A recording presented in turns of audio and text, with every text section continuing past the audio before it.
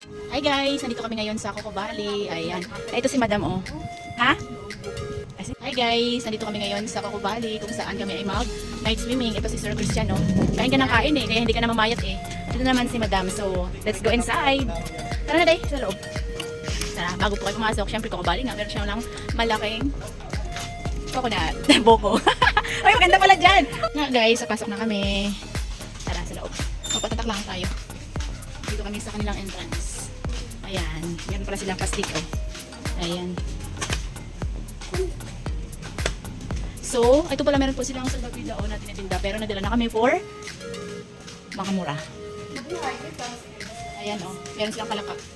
Meron nila kitty. Ewan ko dito nila yan. Anong masasabi nila?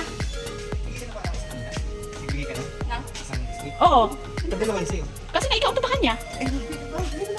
Okay na yun. Wala problema. Kaya mo na, wag mo na. Kaya nga, marami po itong cottage at pagpasok niyo po dito, meron po silang, ayun, may sumasayaw na po, oh. Ayan. Ayan, nandito po tayo. Dito yung mga magaganda. Ayan sila, oh. Yan yung pinakamaganda sa lahat. Yan, yan. Tapos, ayan, yung kanilang pool. Ayan, mag-visit muna tayo dito. Dito na sila, tara. So, ito si... Nagkain na sila ni Emily. Nandiyan na si Emily. Oh. Ayan. Naubos na. Ayan na nga, guys. Nagkain na nga agad si Emily. Ano?